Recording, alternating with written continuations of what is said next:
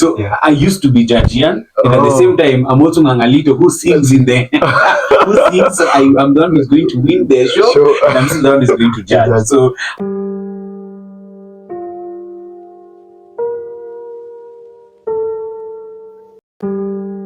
Before we solve mathematics problem, we have to solve life problems. How true is that statement?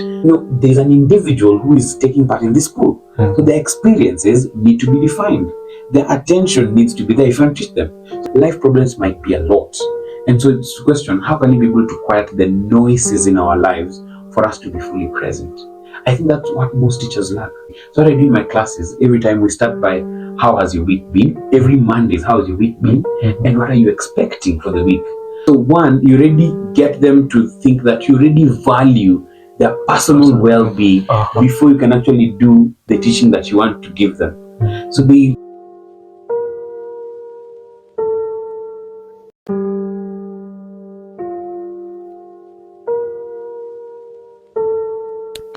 What's one thing that gives you hope even though as a nation you're experiencing tough times? I mean, thank you. This is a good question, Nigel. A bit like struggling, not really struggling, but just thinking about this question, what gives me hope? I mean, for me, first of all, I have like a lot of hopes for the country, and just mainly because of the young people in the changes that you want to see. And I think generation and generation, we've just seen how young people are able to change something that might not necessarily be now, but even later, even probably when you're dead or something, when you're old, but the change will still come. The late Ngugi wa Thiong'o's books, like The River Between, are still books that you're studying till today. And some of those things are the things that led us to independence. Some of those books are things, ideally that led us to independence, that led us to the freedom, that led us to multi-party democracy. So right now, it might be bad governance, it might be tough times, but then the young people and also seeing how we got our independence are giving me like a lot of hope for us to be like another great country, or for people to actually see how great Kenya can actually be. Yeah. Hello, Neston. Hello. What is one thing that people do get wrong about you? I think probably that I don't cry. Okay. I cry a lot, and also something else, because I make people happy, so people think that I am not sad. I don't, I'm never sad, or I don't cry, but actually cry, and sometimes also sad. Yeah. Okay, thank you for that. And what is your greatest goal at the moment? Greatest goal, to be very honest, just to get to tomorrow. I don't know if that's a cliche answer, but I think at this point in my life, just looking forward to getting to tomorrow and seeing what tomorrow gives. I'm a believer, and the Bible says, you should not worry if the birds of the air, I feed them, and the birds of the air don't work, don't do anything, but I still feed them. So for me, it's just not to worry, but my greatest goal is just to get to tomorrow and do what I should be able to achieve today. I need to finish it, and tomorrow just focus on each day at a time, really. Yeah, thank you. And honestly speaking, the spaces I have been with you, you happen to be the most present person in those spaces, and this, I guess, can be coming from a space of you valuing being present. So what is your relationship with being present? When did it start? And being present, yes. I think first of all, it's great to point out that I love people. Like, even every time I get the space of people, I just want them to feel like I want them to feel like I'm present, and they could be able to ask me for something. Yeah, they could be able to ask me for something. People just open up and be like, "Listen, this is what I need."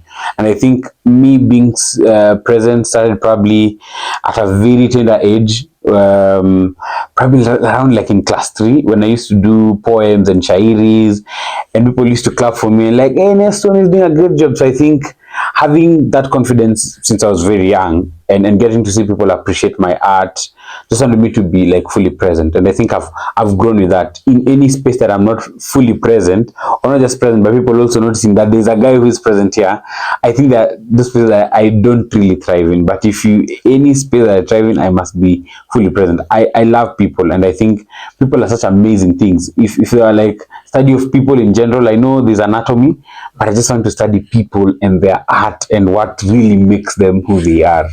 Yes. Yeah, thank you for that. And if we look at what is happening currently, um, many people are not at peace, and it's out of anxiety, depression, and many other things.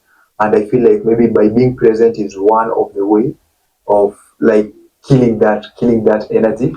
And for you, you by being present, I normally see you there physically talking to people, making jokes, very funny jokes. Yeah. What else? Like now, maybe in your personal life, what else do you normally implement? Do you have like a routine? Do you have like some things that you have to do for you to feel present, maybe as an individual?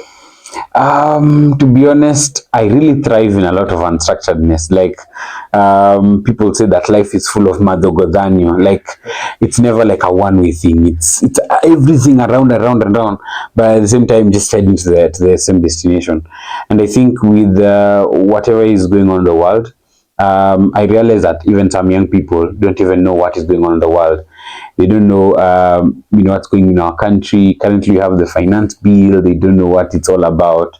But I feel like being fully present and being in spaces that people talk about these things make you crave for like getting our country better, make us crave for how we can be able to help people. So it's through me being fully present, I think I realize people naturally talk to me. So like someone tells you, oh, by the way, I've been going through this, how can I get help? So I can imagine if all of us are fully present in each other's life, how much can be able to achieve. We're going to be in a world where we have like a mental well-being in spaces that people just get to thrive and thrive because they can be able to talk to people and can be able. And for me, my aim also is just to be present for any person in life. If you're out there trying to talk to someone, just call Neston. Every time present and present. I don't really have a daily routine because I'm like very unstructured. But through the unstructuredness and but at the same time being present, I've been able to reach out to people.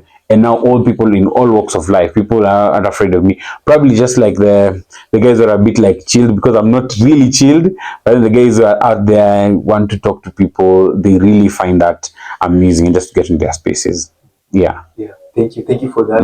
And how do you feel about the coming session? Um, okay. I'm pretty excited at the same time, a bit tensed. I don't really know what we're going to talk about. Though I know it's just something around like, education and all that. But I'm really excited. Martin, you're a great gentleman. I've seen the things you do on YouTube, so I'm just looking forward to this. I'm excited that you actually invited me to just be part of this, and be happy to share the things that I have and what I can be able to give the world.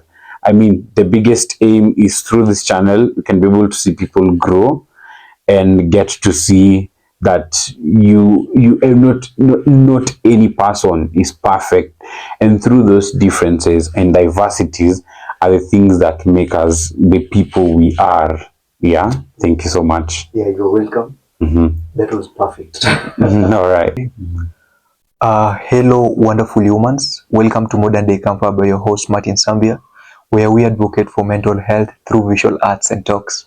And today we have a very, very magnificent guest who goes by the name, I will call you Professor Neston Joseph. Yeah, I take the professor. Your professor.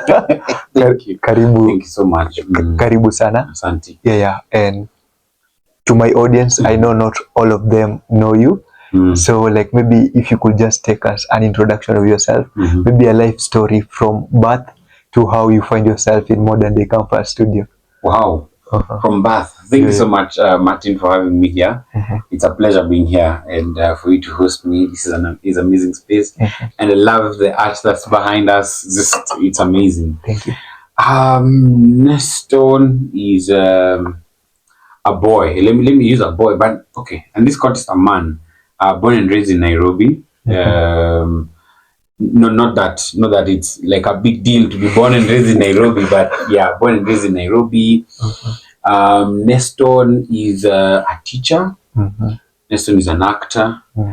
Neston is a politician and a leader. I think I struggle to say politician because everybody by any virtue becomes a politician. How you handle life, how even in the structure of the family, there's the head, there's your mom. There are things that you bring to your mom and you like go to your dad. So even how we are governed is politics. So everybody's ideally a politician, but let me just add that becomes like very definitive that I'm a politician. And I love people. I love people. Well, I'm a teacher of math, so I love people. And yeah, being born in the streets of Nairobi, I think we played Kalongolongo and we played all those games that children plays. But I think with Kalongolongo, like what character was you were you majorly on? I think because I was always the dad. You was okay. Same here. I was always the dad. I was never the uncle. I was never the auntie. I was the dad. I was the dad man of the house. I used to come and command things. And it's because I think when you're younger, there's something we used to call fast border. Fast border, like the big guy, like the person who's like the head there. So we used to even play these things of you remember there used to be a show called Tusker Project Fame. I remember it. So I used to be Judge Ian, and at the same time I'm also Ngangalito who sings in there. Who sings, so I'm the one who's going to win the show, and I'm still the one who's going to judge. So I think growing up, and that's why I think leadership came to me because I've always been a leader from a young age. It's me the judge. And probably, let me not say fortunate enough, in like we used to call them plot, and we used to have something called plot 10. I don't know if you experienced something like plot 10. In Kalongolongo State? No, in the areas we grew up, because I grew up in Jiruta. Nyumba Kumi. Yeah. Okay. The Nyumba Kumi is now the modern way of calling. We used to call plot 10 those plots that had chaos. The women on a bigger kelele, struggle for us, so we used to call it plot 10. And something phenomenal. In those places, we used to play in the same area and whatever. And mind you, I used to be the only one who had the ball. It is they have to wait for Neston for them to play. So leadership came to me at such a young age. Like I was the leader, I was the person controlling the football, controlling the Kalongolongo, and I think probably that's where my quest started. And since then, it's always been a leader because I don't think my leadership has been based on me being a firstborn. But me becoming the leader with the kids that you're playing with.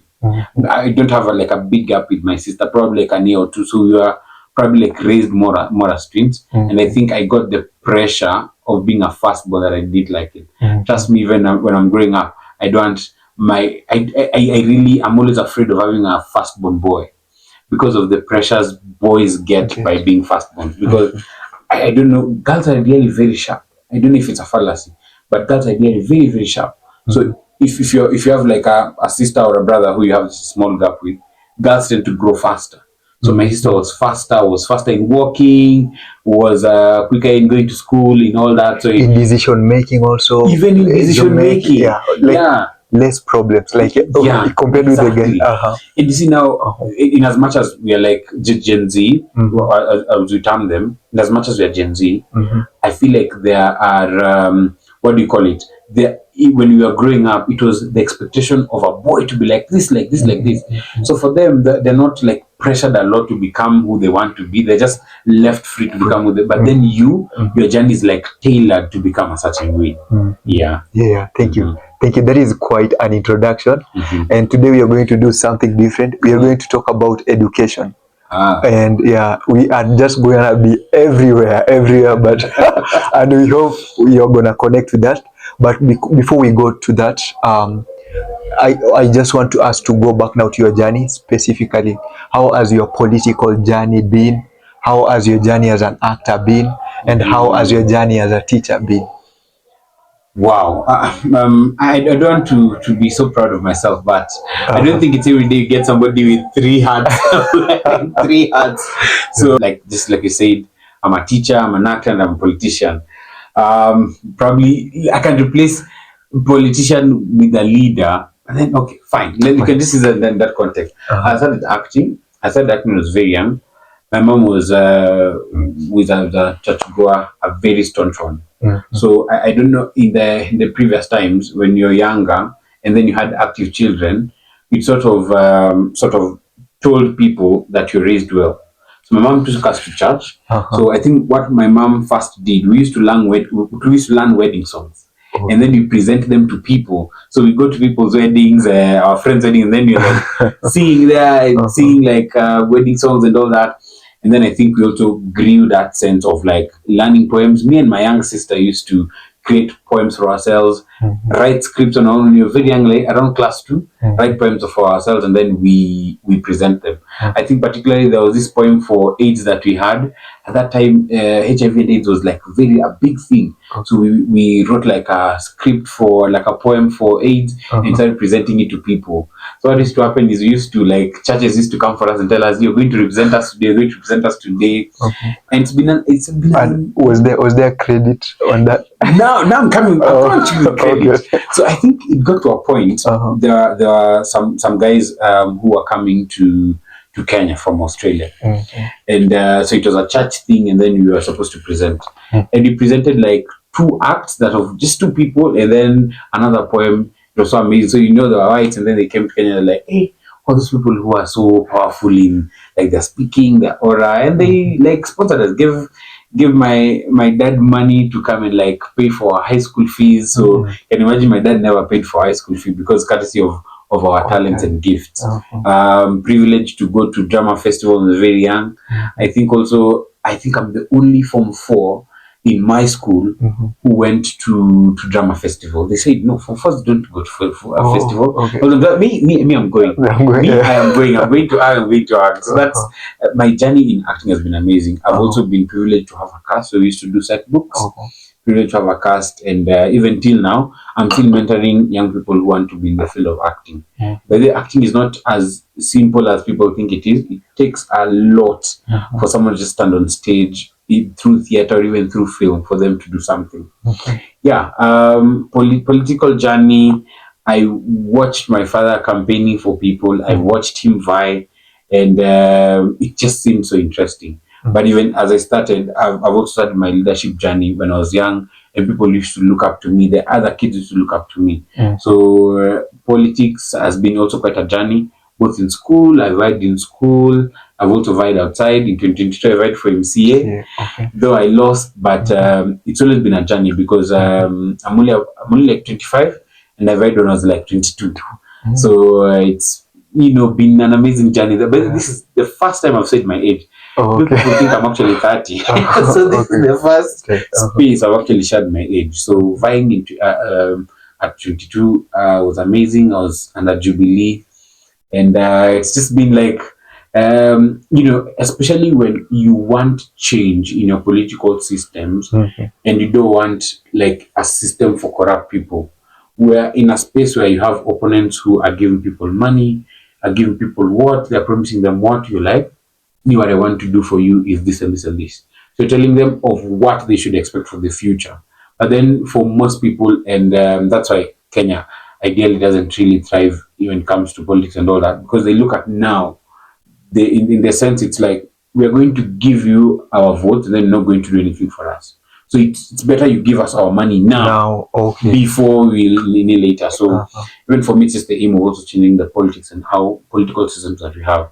It might not be easy, but like Barack Obama said, it just takes that one voice to be able to change the world. My teacher journey, I've always been a teacher. I think even as I was describing my play, I think you've actually noticed that I'm really trying to talk about my childhood. Over the recent past, I've really been trying to connect with my childhood because I've realized something that I've really neglected. But just connecting the childhood and realizing what are those things you did and why you did them. And also to point out, like you talking about, when I look at it now, I notice like when I was a child, I was more of a doer, even less overtalker, Mhm. because for you you said like the plots used to create were Montascar Project Fame. Yes. Us was Nigerian movies. Nigerian movie. You did you had any other apart from Nigerian movies? Yeah.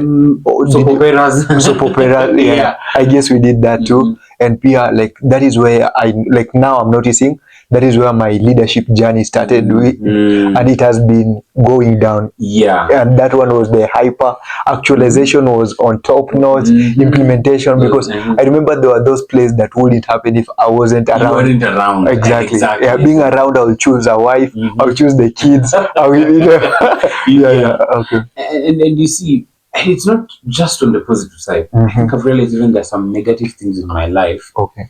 Like for example, I hate disappointment. I hate disappointment. If you disappoint me, if you say we are supposed to meet at 2, and you don't turn up at 2, if you turn up at 3 or even 2:40, I always feel so bad and I feel so mad because also of my childhood. Because I think at some point in my life, my father really disappointed me when I was a child. You know the way they say, "Oh, I'll bring you this when I come back from work," and then they don't. So it really messed up with my head. And now, the more I connect with my childhood, the more I realize the things I actually need to pick from those to become a better person. And this probably can tell everyone. If you need to be able to become a better person, then you need to connect with your child self, your inner self. And I realize the more you grow, the more you start forgetting your ages. Like for example, when you're probably 10, you could remember when you're 1. But then by the time you get to 20, you can't remember when starting from 5. Okay. So I feel like for me, it's probably good to start talking about your stories. Ask if your parents are alive. Ask them, by the way, how was I as a child? How are these things? Why did you see me reacting to things? And even I think the people who face like a lot of things and a lot of fear in their lives, probably came to they are very little and they were just afraid of just being who they are. So it's like really important for you to connect their childhood. So just a quick question before we continue about you being afraid of disappointment. Do you think maybe communication might have played a role? Let's say maybe we were supposed to meet at 2. If I communicate, I'll be coming at 2:40. Will it lighten up things? If your dad was supposed to bring you something, if he had to communicate and tell you like before he comes, Neston, this and this, how about we do it on another day? Because I feel like I can like on my case, maybe they won't come with it, and they won't talk about it, and when you point it out, now you make them angry. That is what used to happen on my end. Do you think like maybe if it would have been different, we like it could have been even a positive experience? If maybe I was supposed to bring you the Crocs, and it tells you like, oh, for some reason stakuletea leo, but maybe this and this day, and they come back, do you think you would have been less disappointed? I mean, I'd say yes, because I think there's one time he promised me yogurt, and then when he was at the shop, he told me, "Ole, hello, I'm not getting yogurt. We will buy tomorrow." And I think when he came, I felt very nice. I even hugged him. But in most cases, it was on like he'll just come and not bring it. So you're looking at him, he's at the door, and you're looking at him, and he's like, what is it? I needed yogurt, and like, I didn't buy it. So I think it really messed me up. So even now, even if somebody tells me, and that's what I'm also trying to work on. Somebody, we are supposed to meet at 2, and then at 2 you're telling me, oh, I'm a bit late, I'll come at 2:40. I will still feel disappointed. So right now, I'm trying to now be in the space of accepting that things cannot go my way every time, and I need to accept that there's a lot of things going on in other people's life without me. So I need to expect disappointment, and I can be able to counter disappointment by doing my communication or like, hi, I really hate disappointment. If I'm going to be there at that time, please inform me so that I don't get disappointed about it. I think I'm trying to connect that, and also at the same time, you could also tell someone and they fail to still turn up. He's also accepting that, okay, they might have just done something, but then but disappointment, oh my God, it would be so bad. And I think it has messed up with my romantic relationship. The ones that I've had, you disappoint me, you're supposed to have a date at this time, and you don't turn up, or something happens, or it really kills me inside. Yeah, that is. Yeah, that is well put. Yeah. But still continue. General, what a teacher? Sorry, you are Being a talking teacher. being a teacher. Yeah. Yeah. So as I was saying, growing up, it was still about me being a leader to them. But I think I also loved when I used to teach people ABCD, and then I used to put them down and then point to the board, point to the That board. was peer part of the Kalongo. Yeah, be a part of the Kalongo.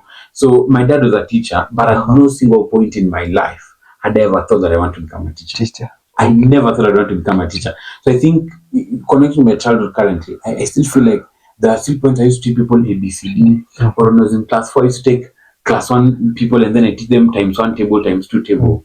So when I got to high school, when I was in Form 2, I used to teach Form 1s to do some things. Yeah, because I used to love learning from younger people than me, because my age mates were rather so competitive. They want to compete with me. So I used to go to Form 1s and then I tell them, oh, you guys are a biology topic, what are you guys studying? Oh, we are probably studying introductory biology. See, I help you. And then in the sense, they also helped me study for my respiration, which when I was in Form 2. So Form 3, the same space. Form 4, teaching our students. But then when I was coming home, I used to help the younger people. My sister, when I was in Form 4, my sister was in Form 2. So I used to help her with her math. So I used to love teaching her and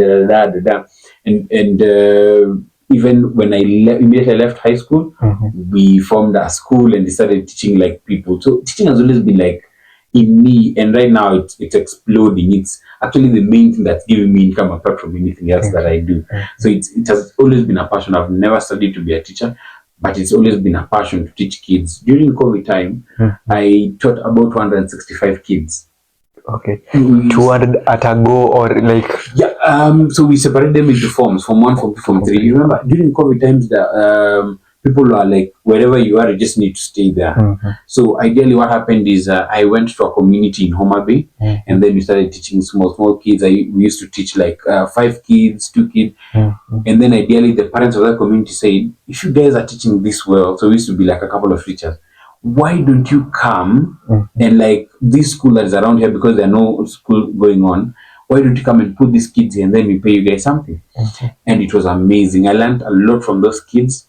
I used to teach math and sciences, so I learned a lot from those kids, and it has been an amazing journey so far. These were high schoolers. Yeah, so sciences, we are talking about physics, chemistry, biology and math. And interestingly, like I told you, I've never started to be a teacher, but now I used to study at night for what I'm going to teach the next day. And naturally, it has become a thing. Even right now, if you tell me, Neston, teach, I would teach that a textbook. Everything is now in my head. Everything in my head, especially for math, because currently I teach math, SATs and GRE. So SAT is an exam for guys who want to study abroad for undergraduate, and then GRE is for guys who want to study masters. So I teach SATs and GRE. Yes. Okay. So I teach SATs, and it's been an amazing journey so far. Just teaching people and teaching is actually the thing in me.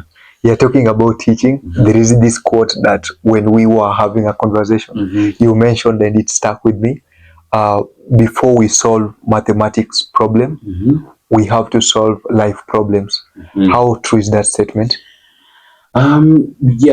Before we solve math problems, we need to solve life problems. That is a big thing that I started, because we oftenly look at education in sort of like a rite of passage thing.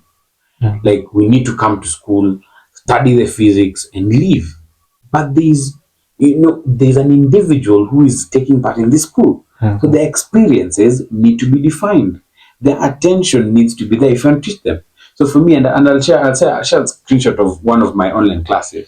My number one rule is we can't solve math problems before we solve life problems. And we know life problems might be a lot. And so it's the question, how can we be able to quiet the noises in our lives for us to be fully present? I think that's what most teachers lack. Maybe somebody has come there and they're not feeling well, or like they had a fight at home. These kids are coming from home, they had a fight at home, their parents are fighting. But then is to ask themselves, what do you expect from this class? Or how can you be able to like set your mind relaxed so you can fully concentrate? Remember, we don't take people to school to struggle or to punish them. We take them to have an experience. But you will not have an experience in school if your head is not okay. And I've lived that policy. So what I do in my classes, every time we start by, how has your week been? Every Monday is, how has your week been? And what are you expecting for the week?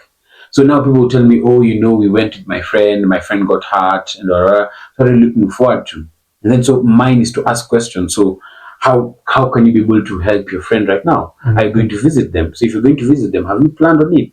So one, you already get them to think that you already value their personal well-being before you can actually do the teaching that you want to give them. So I've realized that interaction makes them even open up and tell them, hey, Neston, I have a problem in this. Can you help me solve this? Yeah.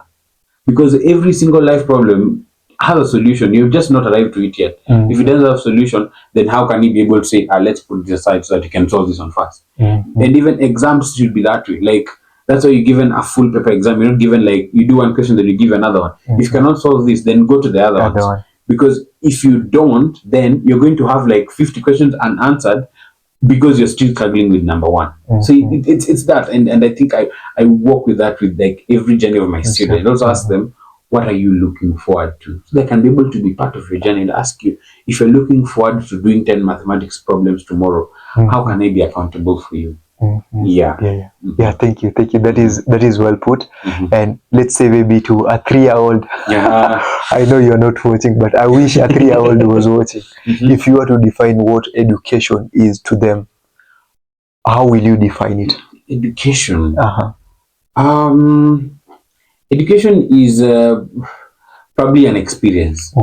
But in layman's language, probably some would tell you, oh, education is learning something, whether written or unwritten. But I think to me, education is something or somewhere you're put in order to help you grow. What am I meaning by this? For example, Martin in this case here probably has not learned Spanish. So education would be Martin should know how to speak Spanish. So that's the objective. So education is a space of, I don't know something, to us be able to put in a clear objective of what you want to achieve, and then boom. And I think that's the problem of what we have in our systems of education, because they've not defined what is the objective. You see, the objective in the education system in the previous time it was 8-4-4. So we need to finish 8, then 4, then 4. So, and then after you finish, have you achieved education? Not really. So it should be having an objective, because when you're younger, it was we want you to finish primary, when the high school. High school is a good place. People like it. I want you to finish high school. Campus is a good place. Girls are there. People are there. Then when you finish campus, what else? You need to get to know that education is something that we want to get out from where we are to be placed somewhere and to achieve particular objectives. So if we can be able to achieve objectives in our country, and like the aim for that particular thing, then will be in a better place. Because the objective is just to finish 8-4-4. Yeah. Yeah, that is well put. And I believe you are through 8-4-4 system. Yeah. So at what point in those, between the 8 or the 4 or the 4, where did you get this clear definition of education? And maybe before, how was your definition of education? To be very honest, I think just like I was trying to say, it's always when you finish class 8, things are going to be good. Don't worry. Now, Form 1, Form 4 is very easy. For me, my objective when I was starting school was I go to high school, because I knew high school there was like a freedom. You're given pocket money. That for me is how education was for me. So I really struggled with my primary. I used to work very hard, and I scored very highly, and went to like a school. So when I got to that school, I was like, but I'm already here. I've already achieved whatever they wanted me to do. So now I was relaxed, and then I started being last, because ideally I was not working hard. I've already reached where my aim is. And I think coming to define education came when I was in campus. I think I started realizing this because I was doing engineering. I was starting to ask myself, when I'm done in this engineering, what's my next step? Is there something I'm looking forward to now? Be like, now boom, this is now the thing. This is what engineering has given to me. And I was starting to ask myself, what was I doing in primary and high school that now can't be related to this, and now I have to do something else? Because to be very honest, if you ask me, in campus it's like a start fresh. Because ideally, I think what now in primary and high school did to me was probably make me resilient enough to do hard things, and the two to probably to help me to know how to read and write. But in campus, it was like a whole fresh thing. So for me, in campus, when I started asking myself, what is the sense of this education? What's the meaning of this thing? What can you be able to achieve from this? And that's now how I started questioning systems. And is there something we can be able to change in our primary for these kids that as early as they grow, they know me I want music. They know me I want this. It's actually very weird that most of our children and even us just know of being a pilot, being an engineer, being a doctor, but you don't know what being a musician is. We don't know what being an artist is. We've not appreciated that education. If education was on this side, then the world would never exist. Education not just be on like you being a doctor, you being an engineer, but like what makes you you. You see, education should be something that I can wake up every day and do, but still just be happy. If for example, me, I love math, me can wake up every day, can wake me up in the middle of the night and I'll do math. But you'll get someone who wants to wake up every day and do music. We have not been able to appreciate that. We've not been able to target education for an individual. It's like when they were trying to out the systems of education, they used one specimen. They said, you come, let's see how you are, and somebody just loved reading and writing, loved science, and boom, that's how we want education to be. They didn't capture the whole aspect of the creative economy, because if today somebody learns film and can be able to do film in a very good movie, maybe now they become the big producers like Tyler Perry. That's what you want. That's the exact system that education should do. It's like you're going to love your art or something that makes you. Yeah. Thank you for that. And also, when you are intending to come up with an organization sort of or based on education, whereby you are intending to give people better experience to a point that we will be looking forward to go back to school, to a point that people are going to be sad after maybe because I remember when I was in Form 4, like when you join high school, your dream is to do that KCSE and get out of that place, maybe and get good grades and get out of that place. So you are intending to come up with an environment whereby people will be crying on the last day. Now changing of the environment. Exactly. You're not ready for that change. So I would just want to know, like, at what point in your school life did you hide those sad moments, and at what point in your school life did you started to embrace, or you enjoyed the education experience? And then the follow-up question will be, like, maybe you can take us through your community, what you're intending to implement, what it entails, and your objectives also. I am very, very invested in SDG number 4. SDG number 4, that's the Sustainable Development Goals, is quality education. In order to achieve that, I find that it's a big thing in order to achieve quality education, because not just education, but quality education. In order to achieve quality education, it takes like a lot. It takes in how we teach, how our students do the tests. So it's quite a lot. It's quite a lot. So for me, what I'm trying to achieve is for students or for young people to enjoy learning. How can students enjoy learning? Is by creating experiences that can be able to make them feel like they just want to be part of education. Like, for example, I don't know why in our schools we used to really decipher P, and you say, now we're not going to do P, you're going to do double chemistry. For me, it's to bring back certain aspects of things that students enjoy learning. For example, even in a leadership program, you see when you're having this experiential learning activities, and then you're like, we have numbers there, and you have to flip the numbers and all that. I think for me, that's how education should be. It should be, we are learning this part for a purpose. Because even in our textbook, I need to be able to determine how algebra will help someone. You know, I was teaching people functions the other time. Because it's in math, functions. But people don't actually realize that functions is in coding. In coding, we put functions and then they give us an output. And a function, just in math, it is a machine that give it an input that spits out an output.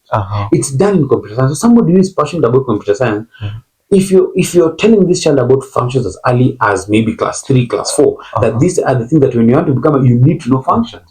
They are able to define functions now in their career. That when somebody is learning biology, they are targeting to be a doctor. So if you're not really interested in being a doctor, then it's not for you. But then it's creating, like, everything you're doing needs to have a reason.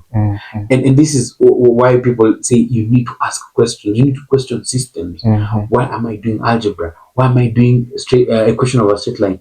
They need to be defined. If you can be able to define what that is, then for me it's just creating an experience. And I think for me it was go back to engineering. When I was doing engineering, that was my quest, because we used to, when you go to the labs, we used to repair the phones. People bring us the phones, we repair them. People bring the fridges, we repair them. And I was asking myself, but you don't want to become somebody to repair things. I really don't. I thought engineering is me giving instructions, you do that, or like something big, like you're seated somewhere and then just thinking, we need to create this and create this. But look at Kenya. Do you know we don't even create things? We don't even create things. The engineers we have right now, I think LG is in the country. LG, the brand that does this LG and this KPLC. So electrical and electronic engineer, for me, I just think they can either be employed in KPLC or work in LG. Most of the graduates now end up just forming their own repair shop. But that's not the aim of engineering. The aim of engineering is creating. But then in Kenya, we import all the goods, all the electronics for us to be able, for us to just repair. So we just do repair and maintenance. But what is the reason of you becoming engineer? Because engineers are the creators. You create things from such a, like, I am seeing a vision of a microwave. So let me sit down and then say, I need this component for this to make this heat, for this to make this radiation. That is the work of an engineer. But then I started questioning, I'm like, why don't we do this? And that's the passion to education came. Like, to change how education is, to change how people feel about education, to make people want to actually learn. So it's not about us doing 8 subjects, but it's about us doing probably like 2 subjects that we're having specificity. I think business taught us about division of labor and specialization. But what if you're talking about specialization? What is this education system that doesn't have specialization? Why should you have somebody doing agriculture and then biology? It's so like, it doesn't make sense. So we do a lot of things for nothing and then end up not using them at all. But if I'm taking something, I need to get. So even right now, when you have this system, mine is just to help people question systems and to love what they do. It may not be us changing the whole system right now, but then step by step, showing people how to, like, love education, telling people how education can be sweet, and helping people to learn in their own pace. Education doesn't have to be Monday to Friday, Monday to Sunday. It doesn't have to be, you must be in a boarding school for you to try. It doesn't have to be all that. It just have to be a day at a time for me to learn. And in the same space, is asking us, in a month, how much will you have learned, and how much of that you've learned can you use in life? Okay. Yes. Yeah. Thank you for that. And also, like, this, I guess I'm gonna consult you on this one.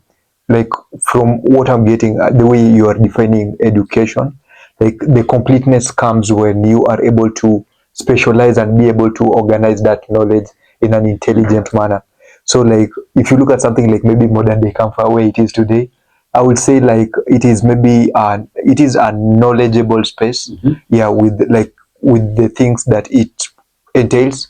So maybe if you are maybe to organize it, if you are to give me advice for it now to be on another level, like, that is what I'm struggling with. I'm struggling with to be able to organize this potential, this knowledge that it has, or to be able to specialize in something that it can create an impact, or, like, I don't know if you get.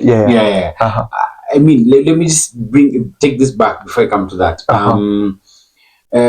When in campus, when it was getting to exams, what was the biggest tool you're using? Just be very honest. When it was getting to exams. Now exams is tomorrow. What is the biggest thing you're using to study? The phone. The books, the question papers also. Past papers. Like for example, you had like a tough question. Like where do you use to search for it and then get it? Google. Google. Yeah. For me, I used to use YouTube. YouTube. And surprisingly, there are a lot of Indians, especially during COVID times when you're doing, like, what do you call it, online.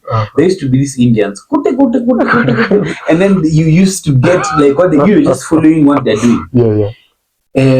What for me that speaks is information.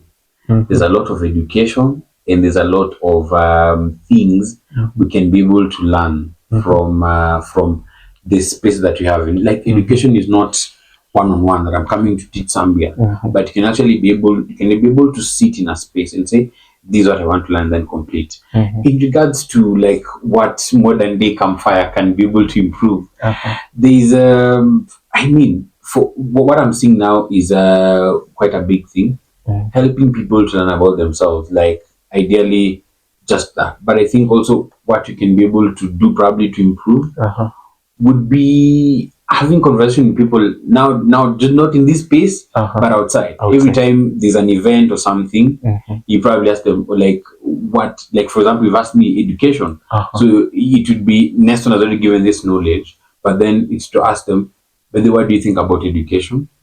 You'll realize by the way that they'll give you a better perspective than me who has been in education for the longest time. And that's the thing. The human diversity that we have makes this world so unique that even for me, I tell my students that, all of you combined know a lot than I do. And that's the truth. People don't realize that. If those kids, because some of those kids are learning technology in their school, some of those kids are learning biology in their school, if they are to combine and then say, now we're competing with Neston in probably a knowledge book, they would know more than me. Very true.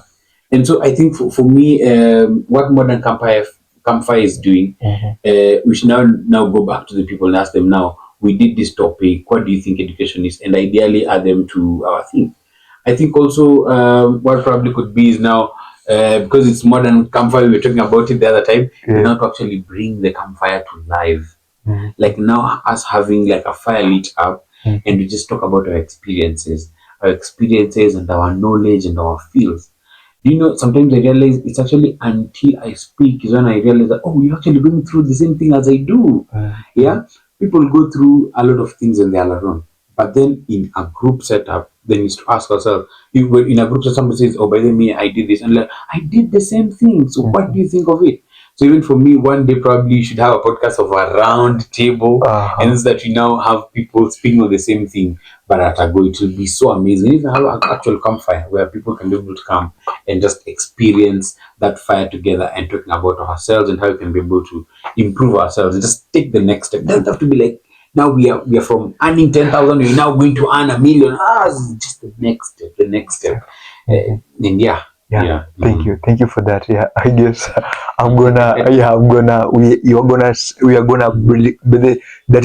that will be the statement I'm gonna use. Bring the campfire to life. Wait for that soon. And thank you for that again. So when we go back now to your life, your personal life, where, like, have you ever been in a, like, I wouldn't even ask that question. It's clear, like, that is what you're trying to do. You're trying to implement what education really is. Okay, before I go there, you are to take us through maybe the community you're working with at the moment. Currently, the community I'm working, it's more of study abroad. So we help kids who are like very brilliant to help them study abroad. Okay, not because I'm disputing Kenyan education, but because we want students also to have the global perspective. So students who have A's, A minors, and B plus, and maybe people who finish their undergraduate studies, we help them get to study abroad on scholarship. So for me, it's to be able to help people who are, I think you realize this, some people are so brilliant that our country is not really fit for them, and we help them study there, or even just the idea of having a global perspective. I'm also trying to work with young people. We are working with teenage mothers, getting them to help them in terms of like earn a living, and also in the spaces of education. And at the same time, I'm really working with young people for them to love education and school and be able to help them. Especially maths is one of the most hated subjects in the world. So for me, mine specifically in math, I meet young people and tell them, could we have a class? Could we have this? And why do you think math is the...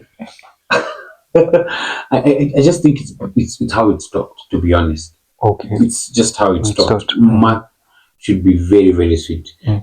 Math is probably the only subject you can give an answer and you're like, I'm fully convinced. It can, hey, this confidently, confidently. We used to answer questions in English and like, did I say go or did I say it went? What's the right answer? and you're like, you're still not sure of the answer you've given. But with math, if you actually know how to do it, if you, that's why there's a disparity, because it's either you know or you don't know. For their subjects, in sometimes you can get lucky. You can get lucky. But maths, you know you don't know. If you don't know, you will not get at all. So you find a lot of people can't get it. So it's a lot of, so it's only the people who know that get it. So we want to, like, and that's the thing, we want people to have the positive attitude of whether I can get it. I can get it. How do I do this? I've been failing this thing consistently. How can I be able to get it now? That's just the thing. We want to connect people to loving math and loving school. And you know, by the way, if you love math, that is the step of loving all the other subjects. All the subjects. All the other subjects. Yeah. Because even when you are talking, I was asking myself, like, what could be the best subject that maybe when we thrive in, it will turn out, it will make us best decision makers. And I couldn't think of any. It is mathematics. It's actually mathematics. So even with young people and what you're trying to do, all high schoolers, both in the IG system and both in the 844 system and now the CBC 363, we really want to help young people to love math and to be able to say, okay, if you can be able to do math, how can you be able to give you, like, you know, math is in general, like, you can't say, I don't love math, so I'm not going to do math. You must know how to do 3 plus 3 is 6. So for us to be able to also categorize math into places that you cannot be able to just do up to this level. Somebody does core math. Core math is math that everybody needs to know. Then there's the further math, and then there's now the other math, which is there's the core, and then the advanced math, and then the further math. So for somebody, we need to determine if you can get to the further math. Not that you're stupid or anything, but then you want it to handle a certain capacity that will help you in a certain way.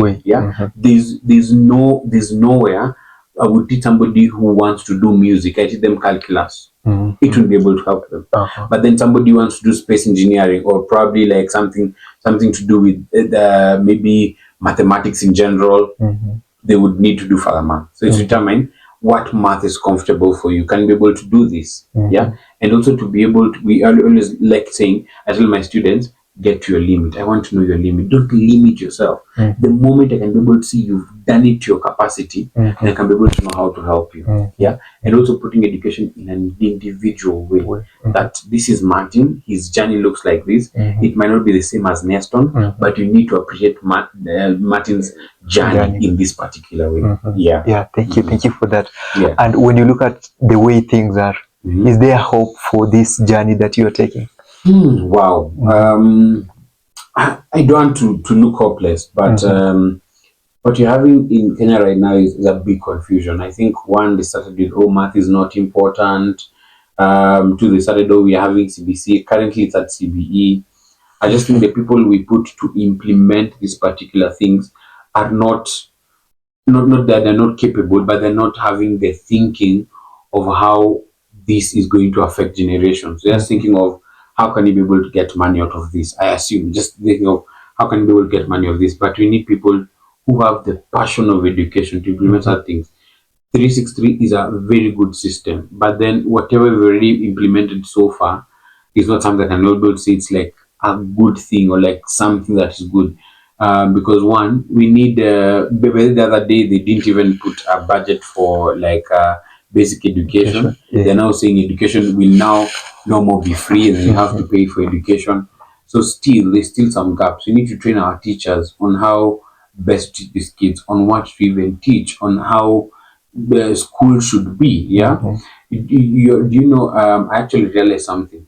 If exams today, if you're, for example, in high school or in primary, if exams are to be set in the way that you only know, you'd get everything. Like everything that you know is what is being said, so you're going to get everything. But then if another person given your paper, they won't get everything.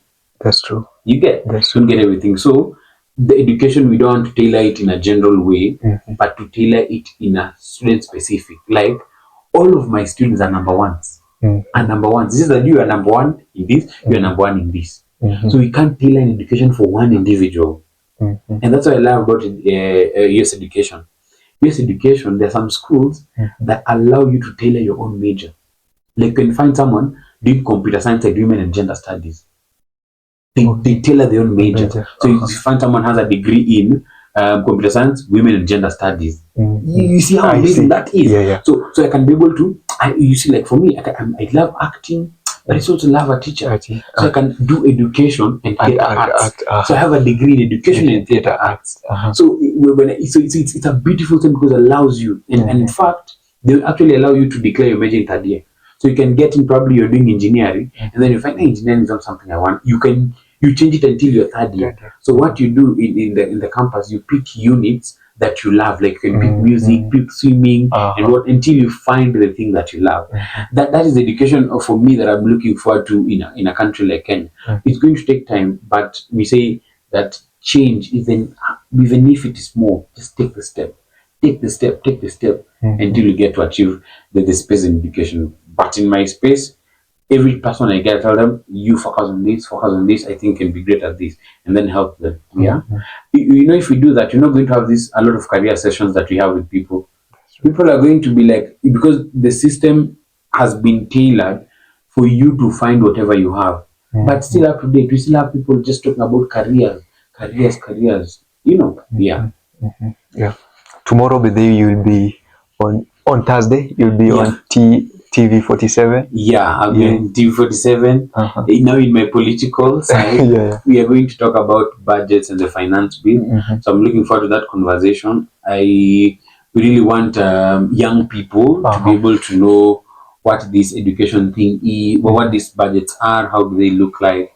And for me, I think I'm appreciating the spaces that I'm in, because I'm able to get people who can be able to help me read that particular thing. But you want to really educate people on governance and politics. They should know what is in the budget, how are these people using the taxpayers' money. It's really, really important for us. So I'm going to have that conversation with other young people, and I hope your audience is going to be part of the team that gets to watch that and just to see how we can be able to make our country better. Thank you for that, Neston. I like Bado, the conversation is at the peak, but for some reasons we'll have to part. But before we do that, maybe there are people who are wondering, where can we get Neston? Ideally on Instagram, it's Prof Neston. Twitter, I think the same, Prof Neston. I also have a TikTok page, by the way. Prof Neston. You see some of my acting in the particular TikTok page. Perfect. And right now I want to do some education content. And generally as just Neston Joseph. Yes. Okay. And the particular study abroad thing is called Elimu X. So you can just Elimu X. Elimu X. It's from like TEDx. So Elimu X. Yeah, that is creative of you. Absolutely. So to my dear viewers, thank you for your never-ending support. You are part of the reason we keep on doing what we are doing. And thank you again. Thank you so much, Martin. You're most welcome. Thank you. Karibu. All right.